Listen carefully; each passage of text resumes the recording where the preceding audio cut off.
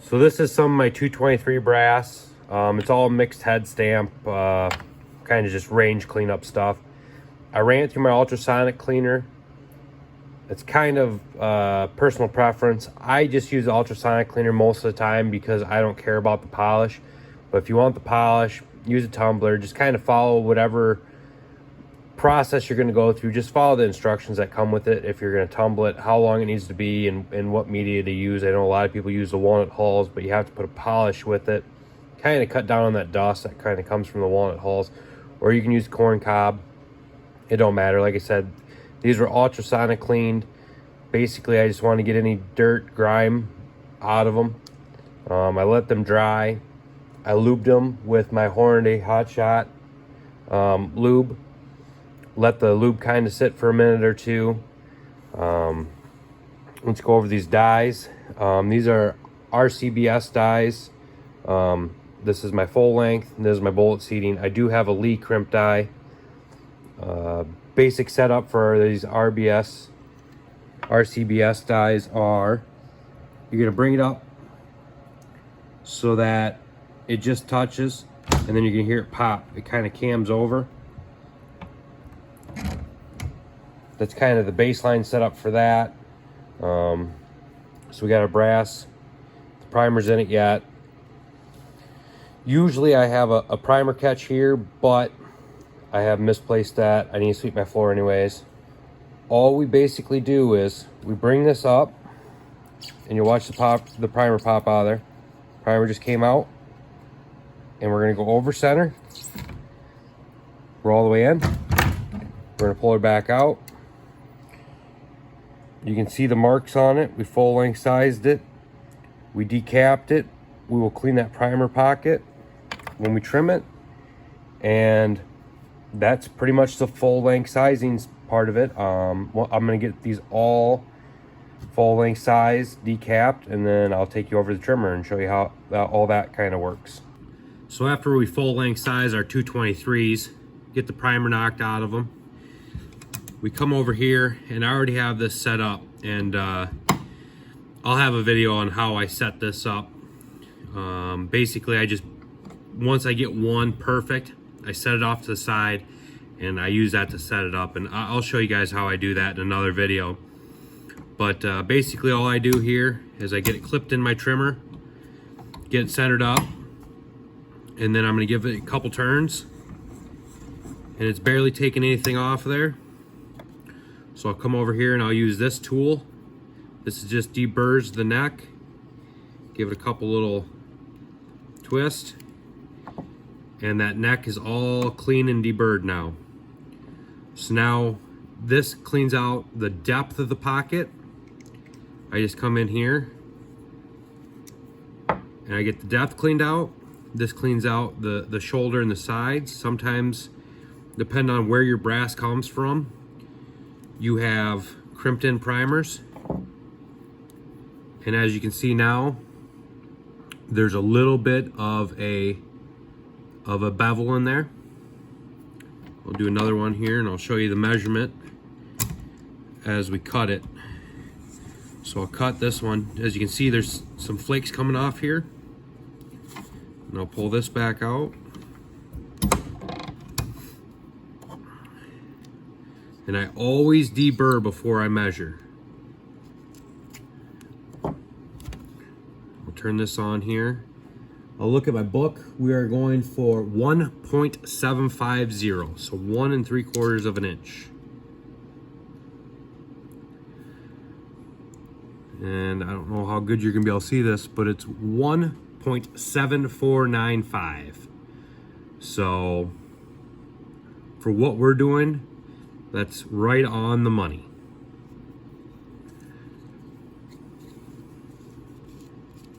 So then again, we'll take our primer pocket tools. We'll clean out the depth of the pocket first, and then we'll clean out the sides and the radius of the pocket next. And I don't know if you can see that, but just puts just a small radius on there. This was a surplus round, so I'm sure there was just a tiny crimp around where the primer should have been. So then, like I said, we'll go through all these. See, that one barely didn't hardly touch it. We'll clean out the base. We'll clean out the sides. And this is all ready to go. This is cut and this is ready for a primer. So I'm gonna get all these all done and then I'll bring you guys back in when I run the primers. So after we have our cases trimmed, I put my primers in my Lee Auto Prime, and like I said in the video before, this thing is older than me. I have to put a little bit of tape on here just to hold this from opening up every time I set it down. So we put our shell holder plate in the Auto Prime, and basically we just slide the casing in.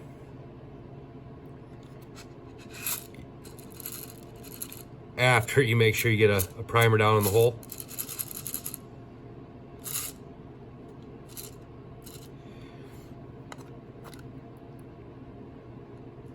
And then you just push up on it.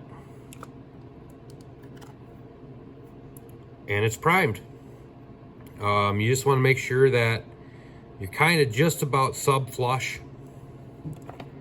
We'll do another one here.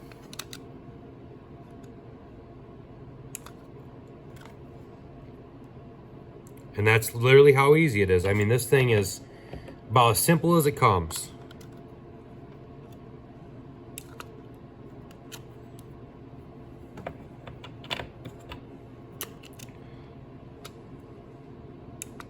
Just a little squeeze, puts the primer right in, and you're good to go. I'm gonna get these all primed and then I'll show you guys putting powder in them.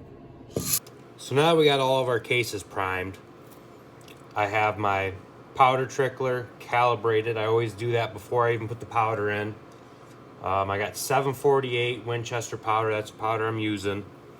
And I'm using 25 grains. 223 wise, I think it's beneficial to find a powder that is accurate and does what you want it to at 25 grains. A pound of powder is 7,000 grains, so if you can be an even 25, that leaves you with like roughly 280 rounds that you can load out of a pound. And if you do it right, you can get right at 280, and that works pretty good. So we're going to come over here and we're going to type in 250. That gives us 25 grains. I'm going to press dispense. And this thing's going to go through and it's going to start trickling my powder out. There's a few different settings on this. Right now I have it set on the fast setting. And then this will get me within 1/10 of a grain. And once it gets me within 1/10 of a grain, it kind of stops. So then I'm going to press trickle.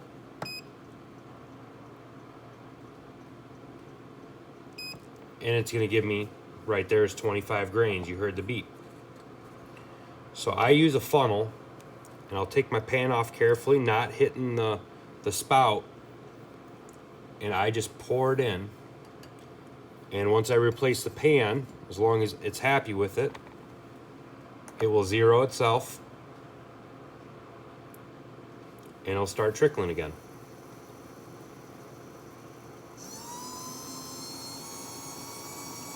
I could use something like my Lee Auto powder, but I'm not doing enough to justify setting that thing up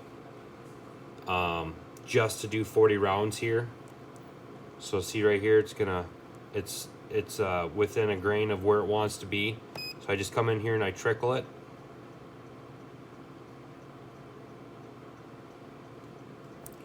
And I get right on 25 grains. I pull my pan off. I load the next case with powder. And I put my pan on carefully, and as long as it's happy, it'll zero. And it'll start dispensing again.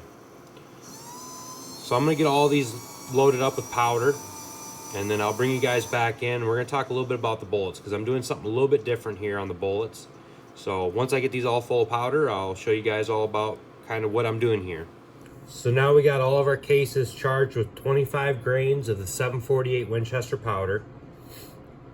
And what I'm doing with these loads is I'm trying to build a load for a gun that I have for varmint hunting.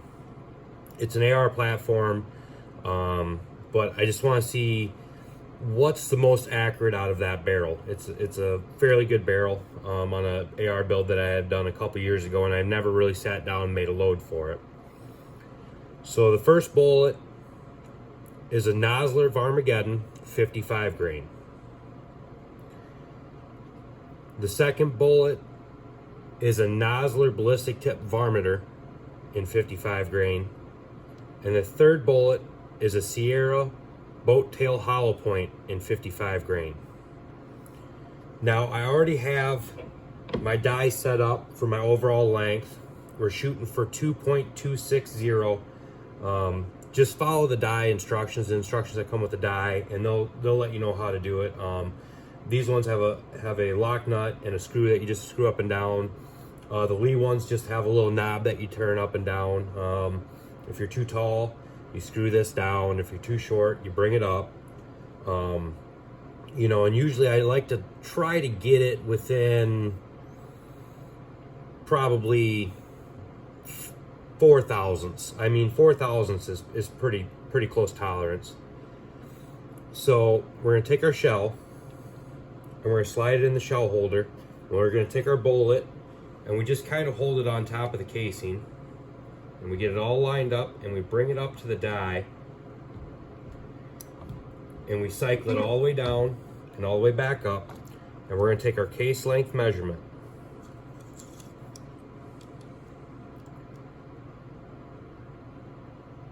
And right here, we are 2.261. So we are 1 thou. That's pretty good for me. So now we're going to turn our turret over to the crimp side, and we're going to crimp that. And I don't know if you can see that little crimp on there, but that's our 223 55 grain Varmageddon round loaded. Now this ballistic tip varminter from Nosler, it is a bolt tail bullet, so it does sit a little bit nicer in the case as you're coming up. We're going to turn our turret back to the bullet seating die, run that all the way through, turn this to our crimp die, run that all the way through. There, we got a good crimp on it. It's not too excessive where it's going to crack the casing. And there is our Nosler ballistic tip varminter 55 grain 223 loaded.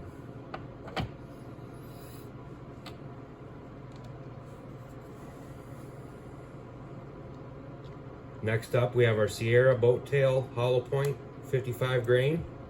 We're gonna run that all the way up. Switch over to our crimp die. Run that all the way up. Now you're going to notice, compared to our Nosler Varmageddon, it appears like the bullet shoulder is farther out. That's because this bullet is technically shorter, not quite the full length of the ballistic tip, but we still want our overall length to be the same. The overall length is kind of our gauge. You know, if you were to check headspace in a chamber versus your overall length, it's going to give you a dimension for how far off of the rifling your bullet actually is. So we want to try keeping the bullet uniformly off of the rifling, and that is kind of an accuracy thing. You can kind of play with that on an AR platform. You don't want to get that tolerance too tight, but in a bolt action, I've actually had space like my 22-250s. I have a bolt action 30-06. We've had space at my 308, my 338 Lapua Magnum, things like that. I will get the actual headspace and I will set it to what I want off of the rifling, And there's a couple calibers that I have really kind of played with that to get my peak kind of accuracy. Not that I'm a serious long range shooter or anything like that, but just for me, you know, I like to see how accurate I can be. So I'll run another one of these Varmageddons through here. This is one bolt that I'm really pulling for. I had actually just switched my 22-250 to this, and I kind of like the accuracy. And if I can have 2 rounds have the same bullet, that's always a plus. I'm not so lucky when it comes to my 30 cal stuff. I'm kind of all over the place with those bullets, but like I said, if I could have 2 bullets that are the same on here, you know, I'm going to be pretty happy with that.